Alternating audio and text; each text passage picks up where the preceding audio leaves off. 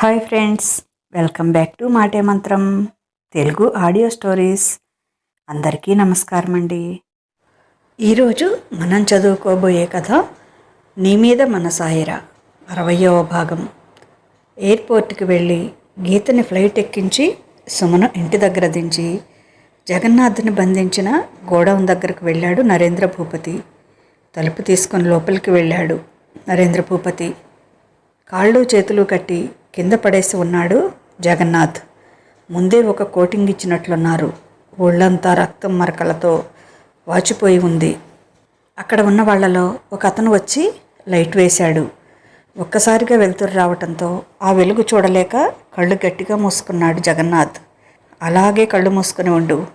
కళ్ళు తెరిచి నన్ను చూశావంటే ఇప్పుడే నీ గుండె ఆగిపోతుంది అన్నాడు గంభీరంగా నరేంద్ర భూపతి. అతని వాయిస్లో ఉన్న క్రూరత్వానికి వణికిపోతూ చిన్నగా కళ్ళు తెరిచాడు జగన్నాథ్. ఎదురుగా కూర్చొని ఉన్న నరేంద్ర రౌద్ర రూపం చూసి భయంతో బిగుసుకుపోయాడు. జగన్నాథ్ను చూసి క్రూయల్గా నవ్వాడు నరేంద్ర భూపతి. ఆ నవ్వు చూస్తే వెన్నులోంచి వణుకు వచ్చింది జగన్నాథ్కి. నువ్వా అన్నాడు కళ్ళు పెద్దవి చేసి ఆశ్చర్యపోతూ. నన్నెందుకు తీసుకొచ్చావు ఇక్కడికి అన్నాడు కోపంగా. ఎందుకు తీసుకొచ్చానో నీకు తెలీదా అంటూ వంకరగా నవ్వాడు నరేంద్ర భూపతి. ఎందుకు తీసుకొచ్చావు? నువ్వెందుకు తీసుకొచ్చావో నాకేం తెలుసు. ఎవరో అనుకొని నన్ను తీసుకొచ్చినట్లున్నారు మీ వాళ్ళు. నాతో ఏం పని మీకు నాకు సంబంధం తెగిపోయి 30 సంవత్సరాలు అవుతుంది. ఇప్పుడు మళ్ళీ నా లైఫ్లోకి ఎందుకు వస్తున్నారు? ఒకసారి నా లైఫ్లోకి వచ్చారు మీరు. మీతో స్నేహం చేద్దామనుకున్న పాపానికి నా జీవితాన్నే నాశనం చేశారు. నన్ను దేనికి పనికి రాకుండా చేశారు. చావుకి బ్రతుక్కి కాకుండా బ్రతికిన శవాన్ని చేశారు. అలాగే కృంగిపోతూ బతుకుతున్నాను ఇన్నేళ్ల నుంచి. ఇంకా చాలలేదా? మీ కళ్ళు చల్లబడలేదా? మీ కోపం తీరలేదా? నేనేం పొరపాటు చేశాను? సుమని మనస్ఫూర్తిగా ప్రేమించాను. పెళ్లి చేసుకుందామని అనుకున్నాను. అదే నా తప్ప? దానికే మీ ఇద్దరూ కలిసి నాకు జీవితమే లేకుండా చేశారు. ఓ మగాడు మగతనం లేకుండా బ్రతకటం అంటే జీవోత్సవంలా బ్రతకటమే. అది అనుభవించిన నాకే తెలుసు ఆ బాధ ఏంటో. ఇంకా ఏం చేద్దామని నన్ను ఇక్కడికి తీసుకొచ్చావు? అయినా ఏం చేస్తారులే ఇంకా నన్ను. నేనంటూ బ్రతికుంటే కదా మీరేదో చేయటానికి. మహా అయితే చంపేస్తారు. నేను 30 సంవత్సరాల క్రితమే చచ్చిపోయాను. ఇంకా కొత్తగా మీరు చంపేదేముంది అన్నాడు కేర్లెస్గా. ఎంతవరకు వాగుతాడో వాగనివ్వమని వదిలేశాడు నరేంద్ర భూపతి. చెప్పు నరేంద్ర, ఏం చేయటానికి తీసుకొచ్చావు నన్ను? అసలు ఎందుకు తీసుకొచ్చావు? నేనేమైనా మీ జోలికి వచ్చానా? నిన్ను చూసి కూడా ఎన్నో సంవత్సరాలైంది. మీ ఫ్రెండ్తో కూడా నాకు ఎలాంటి సంబంధాలు లేవు. నా బావకి పెదనాన్న కొడుకైనా కూడా జయంత్కి మాకు ఎటువంటి రిలేషన్ లేదు. రాకపోకలు లేవు. తనకి దూరపు బంధువునైనా కూడా, తన చిన్నాన్న వియ్యపు ఇంటి వాళ్ళమైనా కూడా మమ్మల్ని తన కొడుకు పెళ్ళికి కూడా పిలవలేదు. వాళ్ళకి మాకు అన్ని బంధాలు తెగిపోయాయి. ఇంకా ఏం సాధిద్దామనుకున్నారు? నన్ను ఇక్కడ తెచ్చి కట్టిపడేశావు అన్నాడు నిర్లిప్తంగా. సూటిగా జగన్నాథ్ కళ్ళలోకి చూశాడు నరేంద్ర భూపతి. నువ్వేం చేశావో నీకు తెలుసు. ఆ విషయం నాకు తెలియదు అని నువ్వు భ్రమపడుతున్నావు. నిన్నెందుకు తెచ్చానో కూడా నీకు బాగా తెలుసు.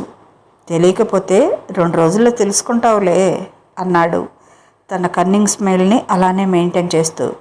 ఆ నవ్వు చూస్తుంటే జగన్నాథ్కి ఒళ్ళంతా తేళ్ళు జెర్రులు పాకినట్లుగా జలధరింపు మొదలయ్యింది. ఓ కత్తి తీసుకొని తన ఒళ్ళంతా ఘాట్లు పెడుతున్నట్లుగా ఉంది. 1000 టన్నుల బరువు నెత్తిన పడ్డట్టుగా ఉంది. అయినా అన్నీ తమాయించుకొని నిర్లక్ష్యంగా చూడటానికి ప్రయత్నించాడు. జగన్నాథ్, నీకు అప్పుడే సారీ చెప్పాను ఒకసారి. మేము నిన్ను ఊరకే కొట్టలేదు. నువ్వు ఒక ఆడపిల్లని బాధ పెట్టావు. ఆమె గురించి తప్పుగా అందరిలో ప్రాపగాండా చేశావు. సుమ నిన్ను ప్రేమించిందా? మరి అలా ఊరంతా ఎందుకు చెప్పావు? అలా చెప్తే ఒక ఆడపిల్లకు పెళ్ళవుతుందా? అలా ఎవరూ పెళ్లి చేసుకోకపోతే అప్పుడు చచ్చినట్టు నీకిచ్చి పెళ్లి చేస్తారు అనుకున్నావు కదా.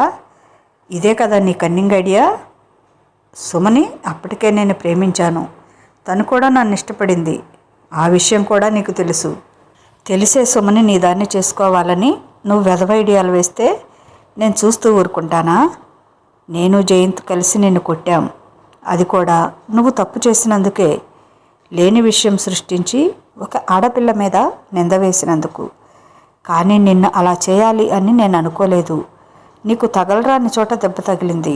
కొట్టేటప్పుడు ఎక్కడ కొడుతున్నామని చూసుకొని కొట్టాం కదా. నా లవర్ని నువ్వు బజార్కి ఈడుస్తున్నావని నాకు కోపం వచ్చి కొట్టింది నిజమే. అప్పుడు నీకు అలా జరిగిందని నిజంగా నాకు అప్పుడు తెలియదు. ఆ విషయం తెలిసిన తర్వాత నువ్వు ఎలాంటి వాడివైనా నీకు అలా జరిగినందుకు నేను చాలా బాధపడ్డాను. నీకు సారీ కూడా చెప్పాను. నా సారీ నీ మగతనాన్ని వెనక్కి తీసుకురాలేదు. నేను ఒప్పుకుంటాను, నేను చేసింది తప్పే. కానీ అది కావాలని చేసిన తప్పు కాదు. పొరపాటును తగిలిన దెబ్బలవి. అసలు మేము కొట్టడానికి మూల కారణం నువ్వే కదా. నువ్వు సుమ గురించి అలా చెడుగా మాట్లాడబట్టే నేను జయంత్ కలిసి నేను కొట్టాం. ఎక్కువ దెబ్బలైతే నేనే కొట్టాను. ఒకవేళ నీకు నష్టం కూడా నా వల్లే జరిగి ఉండొచ్చు. అయితే నీకు చేవ ఉంటే, దమ్ముంటే నాతో చూసుకో. నన్ను ఏదైనా చెయ్యి, నన్నేమైనా అను. నా వల్ల నువ్వు జీవితం కోల్పోయావు కాబట్టి నేను పడతానేమో. అది డైరెక్ట్గా ఫేస్ టు ఫేస్ అయితేనే. ఇలా నక్కజిత్తుల తెలివి ఉపయోగిస్తే కాదు. అది ఎప్పుడో 30 సంవత్సరాల క్రితం జరిగిన దాన్ని గుర్తుపెట్టుకొని ఈరోజు నా బిడ్డ జీవితాన్ని నాశనం చేయాలనుకుంటావా? నీ మొహమైనా తెలుసా దానికి? దాని మొహం నువ్వు ఎప్పుడైనా చూసావా? అదేం చేసింది నిన్ను? సుమ మీద, నా మీద, జయంతి మీద నీ కోపం. నీ కోపం మా మీద తీర్చుకో చేతైతే. నీకు మా మీద కోపం ఉండటానికి కూడా నేను అబ్జెక్షన్ చెప్పను. అది తప్పని కూడా అనను. ఎందుకంటే నువ్వు లైఫ్ కోల్పోయావు. అనాలోచితంగా నువ్వు ఒక తప్పు చేశావు. ఆవేశంతో మేము ఒక తప్పు చేశాం. దానితో అనుకోకుండా అలా జరిగిపోయింది. నేను నీకు సారీ చెప్పాను. సారీతో నీ లైఫ్ని తిరిగి ఇచ్చామని నేను చెప్పను. కానీ జరిగిపోయిన దాన్ని ఎవరూ సరిచేయలేము. కానీ ఎప్పుడో జరిగింది గుర్తుపెట్టుకొని మా మీద పగ పెంచుకొని ఈరోజు మా 2 కుటుంబాలను నాశనం చేయటానికి నా కూతుర్ని పావుగా ఉపయోగించాలి అనుకున్నావా? నా బిడ్డ జీవితాన్ని నాశనం చేయాలనుకున్నావా? ఏమైంది ఇప్పుడు? నీ బిడ్డలో చూసుకునే రోహిత్ గాడి జీవితాన్ని నాశనం చేసేసావు. నీ బావగాడి జీవితాన్ని నాశనం చేసేసావు. నీ చెల్లి కూతుర్ని చీకట్లోకి నెట్టేశావు. నీ పగ వల్ల ఎంతమంది జీవితాలు నాశనమయ్యాయి? అది కూడా నీ వాళ్ళవి, నీకు ఇష్టమైన వాళ్ళవి. ఏం సాధించావు జగన్నాథ్? ఆ రోజు కూడా ఇలాగే కన్నింగ్ ప్లాన్స్ వేసి సుమని నీ దాన్ని చేసుకోవాలనుకున్నావు. నీ జీవితాన్ని కోల్పోయావు. ఇప్పుడు మళ్ళీ అంతకంటే భయంకరమైన ప్లాన్స్ నా కూతురు మీద వేశావు. అసలేం తెలుసురా నీకు నా కూతురు గురించి? వాడెవడనో ఉసిగొలిపి నా కూతుర్ని ఏదో చేపిస్తే అది తల వంచి వాడితో తాళి కట్టించుకుంటుంది అనుకున్నావా? ఆ రోజు నా భార్య అయినా ఈరోజు నా కూతురైనా మనసిచ్చిన వాడికే తల వంచుతారా? వాడుకో. ఆ విషయం నీకు ఎప్పటికీ తెలియదు. ప్రేమ, మనసు ఇలాంటివి నీకెప్పుడూ తెలియదు. అర్థం కాదు కూడా. ఏదో కన్నింగ్ ప్లాన్స్ వేసి ఆడదాని శరీరాన్ని సొంతం చేసుకుంటే అది తాళి కట్టించుకొని మీ కాళ్ళ దగ్గర పడి ఉంటుంది అనుకుంటారు నీలాంటి కుక్కలు. నీ జాతికి చెందినవాడి నీ మేనల్లుడు కూడా గంతకు తగ్గ బొంత. తన బావ కాకుండా ఎవడో దాని మీద చెయ్యి వేశాడు అని తెలిసిన మరుక్షణం అది తాళి కట్టించుకోవటం కాదురా, దాన్ని అది తగలబెట్టేసుకుంటుంది. అసలేం తెలుసురా మీకు ఆడపిల్ల గురించి, వాళ్ళ మనసు గురించి? అప్పుడు సుమ నన్ను ప్రేమిస్తుందని తెలిసి నువ్వు అదే తప్పు చేశావు. ఇప్పుడు నా కూతురు తన బావని ప్రాణంగా ప్రేమిస్తుందని తెలిసి నీ మేనల్లుడితో అదే తప్పు కాదు ఇంకొక అడుగు ముందుకు వేసి నువ్వు మాటలతో చేసిన తప్పుని ఈరోజు వాడితో చేతలతో చేపించబోయావురా. ఇప్పుడు నేను పూర్తిగా రియలైజ్ అయ్యానురా. ఆడదాని గురించి ఏమీ తెలియని నీకు పెళ్లి చేసుకొని ఓ అమ్మాయి జీవితంలోకి వచ్చే హక్కు లేదు. అందుకే ఆ భగవంతుడే నాతో అలా చేపించాడు. నీకు అలా జరిగినందుకు నేను చాలా ఫీల్ అయ్యాను. కానీ ఈరోజు అస్సలు ఫీల్ కావటం లేదు. నేను చాలా మంచి పని చేశాను ఆ రోజు అనుకుంటున్నాను. ఇదంతా జరిగిపోయిన కథ. ఇప్పుడు ప్రజెంట్ జరగబోయేది ఏంటంటే నా కూతురు మీద ఏగవాలినా దాన్ని చీమ కుట్టినా నేను సహించను. నా అల్లుడు అంతకంటే సహించడు. మీ పాపం పండే ఈరోజు నేరుగా నా కూతురు జీవితాన్ని నాశనం చేయాలని చూశావు. ఇక మీ గతి ఏమవుతుందో నీ ఊహకే వదిలేస్తున్నాను. అసలు ఏం పుచ్చు బ్రెయిన్ రా నీది నీ అల్లుడిది. ఏంటి, నా కూతుర్ని పాడు చేస్తే అది చచ్చినట్టు నీ మేనల్లుడిని పెళ్లి చేసుకుంటుందా? అప్పుడు నా ఆస్తి అంతా తెచ్చి మీ కాళ్ళ దగ్గర పెడతానా? నేను, నా బావ, నా మేనల్లుడు అందరం వచ్చి నీ ముందు తల వంచుకొని నిలబడతామా? ఆహా, ఏం ఐడియా వేశావురా కన్నింగా. నా అల్లుడిని నువ్వు చాలా తక్కువ అంచనా వేశావురా. నువ్వు వేసే కన్నింగ్ వేషాలు వాడికి ఏమీ తెలియవు అనుకుంటున్నావు. ఇది మొత్తం నీ ఆధ్వర్యంలోనే నువ్వు చేపిస్తేనే జరిగింది అని తెలిసాకే నీ మేనల్లుడు బయటికి రావటానికి సరే అన్నాడు. బయటికి వచ్చిన వాడేమైనా సక్రమంగా ఉన్నాడా అంటే వాడు మళ్ళీ అదే దారిలో వెళ్తున్నాడు. ఇంకా వాళ్ళని నిన్ను వదిలిపెట్టే ప్రసక్తే లేదు. ఇక్కడుంది ఎవడనుకున్నావు బే? తొక్కి నార తీస్తా. ఒంట్లోంచి ఒక్కో నరం బయటికి లాగి నీ చేత్తోనే వీణ వాయించేటట్టు చేస్తా. నా బావ నా అల్లుడు కాదు, పోనీలే పాపం అయిన వాళ్ళు అనుకోవటానికి. ఇక్కడుంది నరేంద్ర భూపతి, ఆంధ్ర టైగర్. మీ పాపం పండే నాతో పెట్టుకున్నారు, అనుభవించండి అంటూ వంకరగా నవ్వుతూ పక్కన ఉన్న వాళ్ళని చూసి, కేవలం బ్రతకటానికి మాత్రమే 2 ముద్దలు పెట్టండి. ఇంకొక ముద్ద ఎక్కువ కావాలంటే ఒక కోటింగ్ ఇచ్చి పెట్టండి. 3 పూట్ల భోజనంతో పాటు 3 కోటింగులు ఇవ్వండి. ఏమి ఇరిగినా ఏం జరిగినా మీరు మాత్రం ఇది ఫాలో అయిపోండి. మీరు పాపం అనుకోవాల్సిన అవసరమే లేదు. వీళ్ళని ఏం చేయాలో నేను నిదానంగా ఆలోచించి చేస్తా.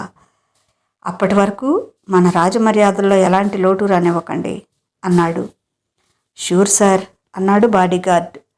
నరేంద్ర ప్లీజ్, నీ కాళ్ళు పట్టుకుంటాను, నన్నేమైనా చేసుకో, వాళ్ళనేమీ చేయకు. నిజమే, ఇదంతా నేనే చేపించాను వాళ్ళతో. డబ్బు వస్తుందని, చక్కటి పిల్ల తన భార్య అవుతుందని నా అల్లుడు ఆశపడ్డాడు. తన అన్న కంటే గొప్పగా ఉండొచ్చని నా బావ ఆశపడ్డాడు. క్షమించు నరేంద్ర, నీ కాళ్ళు పట్టుకుంటాను. వాళ్ళదేం తప్పులేదు, వాళ్ళని వదిలేసేయి. ఇదంతా నేనే చేపించాను కనుక నాకు ఏ శిక్ష అయినా వెయ్యి, నేను అనుభవిస్తాను. నన్ను చంపినా నీ ఇష్టం, నన్నేమైనా చేసుకో, వాళ్ళని మాత్రం వదిలిపెట్టు. వాళ్ళకి ఇలాంటి ఆశ రేపెట్టిందే నేను. నేను లేకపోతే వాళ్ళకి ఆ ఆలోచన వచ్చేది కాదు అన్నాడు పాక్కుంటూ నరేంద్ర కాళ్ళ దగ్గరికి వచ్చి అతని కాళ్ళు గట్టిగా పట్టుకొని ఏడుస్తూ. నీ కన్నింగ్ ఐడియాలు నాకు తెలుసులేరా. అయినా వాళ్ళేమైనా నోట్లో పాలపీక పెట్టుకుని ఉన్నారా నువ్వు చెప్పినట్లు వినడానికి? వాళ్ళకి అన్నీ తెలిసే కావాలని డబ్బు కోసం నువ్వు చెప్పినట్లు విన్నారు, నీ కోసం కాదు. అయినా నా అల్లుడు పాపమని వదిలేశాడు వాళ్ళని. అప్పటికి కూడా బుద్ధి తెచ్చుకోలేదు. నువ్వు ఎక్కించిన విషయం వాళ్లకు నిలువెల్లా ఎక్కింది. నా బావ నా అల్లుడు పాపమని వదిలేస్తే అది ఆసరాగా తీసుకొని మరింతగా రెచ్చిపోయి ఆడుదామనుకున్నారు. నా కూతురికి పెళ్ళైనా పర్వాలేదంట. అయినా కూడా దాన్ని పాడు చేసి దాన్ని వాడు కాళ్ళ కింద పెట్టుకుంటాడట. నా కూతురు ద్వారా వచ్చే కోట్ల ఆస్తి వాడి బాబు చేతుల్లో పెట్టి మేమంతా మీ కాళ్ళ దగ్గరికి వచ్చేటట్లు చేస్తాడంట. ఈ మాటలన్నీ నా చెవులారా నేనే వినితరించాను. వారెవ్వా, ఏం ఐడియాలరా మీవి, మంది సొమ్ము తినటానికి పుట్టిన నా కొడకల్లారా. మీకోసమేనంటారా నేను కష్టపడి కోట్లు సంపాదించి పెట్టింది? ఎవరైనా పిల్లలకి కష్టపడు, సంపాదించుకో, మంచి పేరు తెచ్చుకో అని చెప్తారు. ఇలాంటి ఆలోచనలేనంటారా చెప్పేది? అయినా నీ పెంపకంలో పెరిగిన వాడికి ఇంతకంటే మంచి బుద్ధి ఎలా ఉంటుందిలే. అలా ఆలోచించటం కూడా వేస్ట్లే అన్నాడు చీత్కారంగా చూస్తూ. నరేంద్ర, నన్ను క్షమించు నరేంద్ర. ఈ పాపమంతా నాదే. ఈ తప్పులన్నీ వాడితో నేనే చేపించాను. నయనికి అందం చూపించి తన మీదకు ఉసిగొల్పాను. సహజంగానే విరాట్ అంటే జలసీ ఫీల్ అయ్యేవాడు విరాట్ చేసుకునే అమ్మాయిని తను పెళ్లి చేసుకుని గొప్పగా కాలర్ ఎగరేయాలి అనుకున్నాడు. విరాట్ ఏడుస్తుంటే బాధపడుతుంటే చూసి సంతోషించాలి, నవ్వుకోవాలి అనుకున్నాడు. వాడు నిజంగానే నైనికని ప్రేమించాడు. నేనే అనవసరంగా వాడిని రెచ్చగొట్టాను. లేకపోతే వాడి పాటికి వాడు అమెరికాలోనే చక్కగా ఉద్యోగం చేసుకుంటూ ఉండేవాడు. నేనే వాడిని ఇక్కడికి రప్పించాను, రెచ్చగొట్టాను. అందమైన అమ్మాయి, ఆస్తి 2 కలిసి వస్తాయి. నైనికని ఎలాగైనా సరే పెళ్లి చేసుకో అని. వాడు నైనికని ఇష్టపడ్డాడు, కానీ మీ అమ్మాయి వాడిని ఆ దృష్టితో చూడలేదు. అందుకే ఎలాగైనా మీ అమ్మాయిని పెళ్లి చేసుకోవాలని అలా తొందరపడ్డాడు. ఇది కూడా నేనిచ్చిన ఐడియానే. ఆమెను పాడు చేస్తే చచ్చినట్లు వాళ్లే వచ్చి ఆమెనిచ్చి పెళ్లి చేసుకోమని నీ కాళ్ళు పట్టుకొని బ్రతిమాలుతారు అని. వాడు నమ్మి ముందుకెళ్ళాడు. వాడి జీవితం అలా బుగ్గిపాలయ్యింది. నిన్న మీ మామ అల్లుళ్ళు కొట్టిన దెబ్బలకి వాడికి వెన్నుపూస విరిగింది. ఇక జీవితాంతం వీల్చైరే గతి. నా అల్లుడికి కూడా నాకు పట్టిన గతే పట్టింది. వాడు సంసారానికి పనికిరాడని చెప్పారు. మా బావకి 2 కాళ్ళు విరిగాయి. తలకి బలంగా దెబ్బ తగిలింది. పిచ్చి పిచ్చిగా మాట్లాడుతున్నాడు. సరవుతుందో లేదో చెప్పలేమంటున్నారు డాక్టర్లు అన్నాడు జగన్నాథ్ ఏడుస్తూ. చాలా మంచి పని అయింది. ఆ రోజున నీ విషయంలో నేను పశ్చాత్తాపడ్డానేమో కానీ నీ అల్లుడి విషయంలో, మీ బావ విషయంలో నేను రవ్వంత కూడా ఫీల్ అవటం లేదు. అలా చేసి మేము చాలా మంచి పని చేశామని నేను భావిస్తున్నాను. నిన్ను నేను వదిలేసేవాడిని, కానీ నీ కన్నింగ్ వేషాలు, ఆలోచనలు నాకు తెలుసు. నిన్ను వదిలిపెడితే పాముకు పాలు పోసినట్లే. ఏ నిమిషంలో కాటేస్తావో తెలియదు. అందుకే బ్రతుకంతా ఈ చీకటి కొట్లోనే వాళ్ళు పడేసే ముష్టి, వాళ్ళ దెబ్బలు తింటూ ఉండు. చావు ఎప్పుడు వస్తుందా అని ఎదురు చూస్తూ ఉండు. నేను నిన్ను చావనివ్వను, బ్రతకనివ్వను. చస్తూ బ్రతుకుతూ ఇలాగే ఉండాలి నువ్వు. సారీ జగన్నాథ్, నా కూతురు లైఫ్లో వేలు పెట్టావు. నీ మీద నాకు అస్సలు జాలి కలగటం లేదు అన్నాడు గంభీరంగా. లేచి అక్కడి నుంచి బయటికి వచ్చాడు. అతను నడుస్తుంటే పులి వేటకు వెళుతున్నట్లుగా అనిపించింది జగన్నాథ్కి. వణికిపోయాడు జగన్నాథ్. రోహిత్ని, వినయ్ని ఏం చేస్తాడో అని. అనవసరంగా నా పగ కోసం వాళ్ళని బలి చేశాను. నేను ఎలాగో నాశనం అయిపోయాను. నా చెల్లెల కుటుంబాన్ని కూడా నాశనం చేశాను ఇప్పుడు అని రియలైజ్ అయ్యాడు. చేతులు కాలేక ఆకులు పట్టుకోవటం అంటే ఇదే కదా మరి. ఇక గెస్ట్ హౌస్లో నైనిక బేబీ ఆదమరిచి నిద్రపోతోంది. 4 గంటలకే మెలకు వచ్చిన విరాట్ ఎప్పుడు లేస్తుందా అని ఆమె ముంగురులతో ఆడుకుంటూ ఎదురు చూస్తూ ఉన్నాడు. అంత గాఢ నిద్రలో ఉన్న ఆమెను లేపాలంటే ప్రాణం ఒప్పలేదు.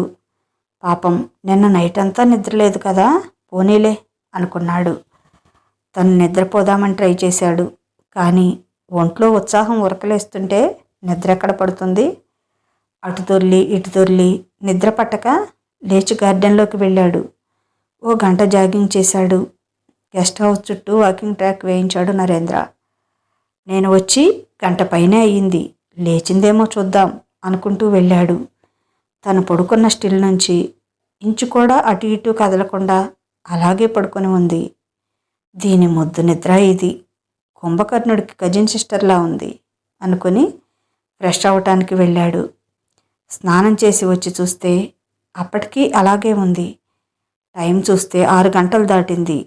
దీని పని ఇలా కాదు అని నైనిక దగ్గరికి వెళ్ళి ఆమె మీద వంగి నీళ్లు కారుతూ ఉన్న తన తడి జుట్టును ఆమె మొహం మీద విదిలించాడు. అమ్మో వర్షం అంటూ ఒక్కసారిగా ఉలిక్కిపడి లేచి కూర్చుంది నైనిక. ఆమె గుండెల మీద చెయ్యి వేసి వెనక్కి పడుకోబెట్టి ఏంటి అంత హడావుడి చిన్నగా అన్నాడు. బావా, నువ్వు అప్పుడే లేచి స్నానం కూడా చేసావా? టైం ఎంతయింది అంది చుట్టూ చూస్తూ. ఇప్పుడు టైంతో ఏం పని నీకు? ఇంకా నిద్ర వస్తుందా? పడుకో అన్నాడు. లేదులే బావా, మెలకు వచ్చింది, చాలాసేపు నిద్రపోయానుగా అంది. అమ్మయ్య, మొత్తానికి లేచావు.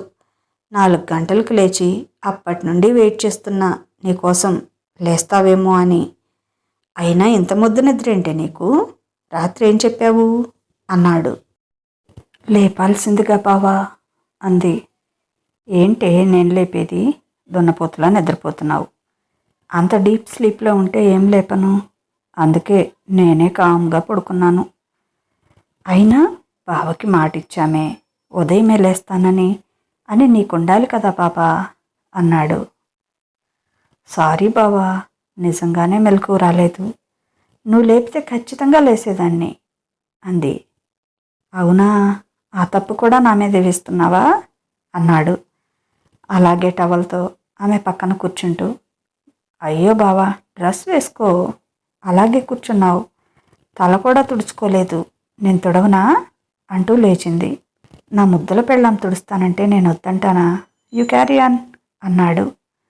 బెడ్ మీద నుంచి కిందికి దిగి 1 మినిట్ బావా, వాష్రూమ్కి వెళ్ళొస్తా అని పరిగెత్తింది. ఆమె కోసం వెయిట్ చేస్తూ కూర్చున్నాడు విరాట్. వాష్రూమ్ నుంచి వచ్చి విరాట్ చేతుల్లో టవల్ తీసుకొని అతని తల తుడుస్తూ, సారీ బావా, నిజంగా అస్సలు మెలకు రాలేదు, నువ్వు లేపాల్సింది అంది ఫీల్ అవుతూ. పర్లేదు లేవే, డీప్ స్లీప్లో ఉన్నావు, అందుకే లేపాలి అనిపించలేదు అన్నాడు విరాట్. బావా, హెయిర్ డ్రైయర్ ఉంది కదా పెట్టనా అంది.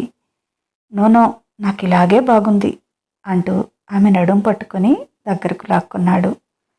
టీషర్ట్ పైకెత్తి నెలవంకలా వంపు తిరిగిన ఆమె నడుం మీద ముద్దు పెడుతూ, ఎవరో చెక్కినట్టు ఇలా ఎలా వచ్చిందే అన్నాడు చిన్నగా కొరుకుతూ. అబ్బా బావా అంటూ సిగ్గుపడింది నైనిక.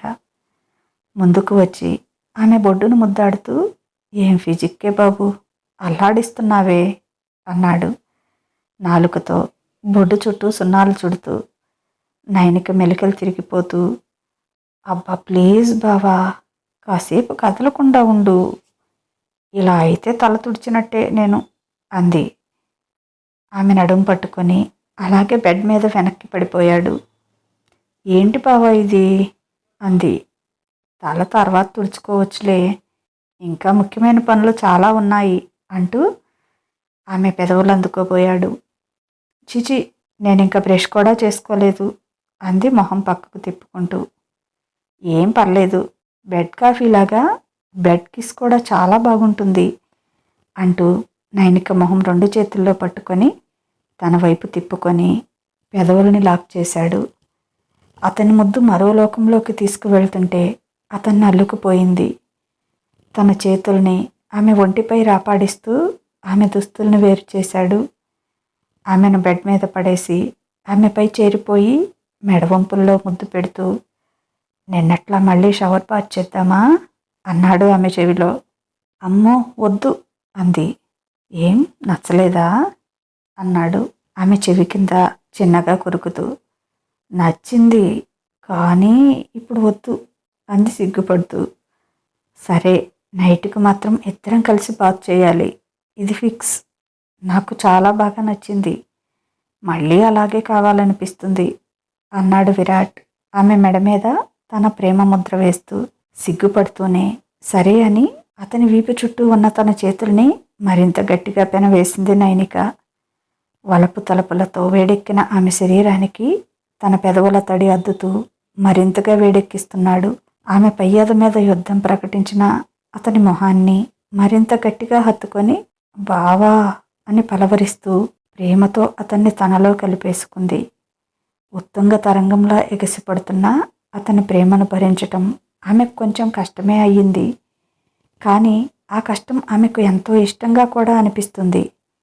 వారి ప్రేమ శృంగార శిఖరపు అంచుకు చేరిన వేళ అతనికి పూర్తిగా సహకరిస్తూ అతన్ని తృప్తిపరచి తాను తృప్తిపడింది.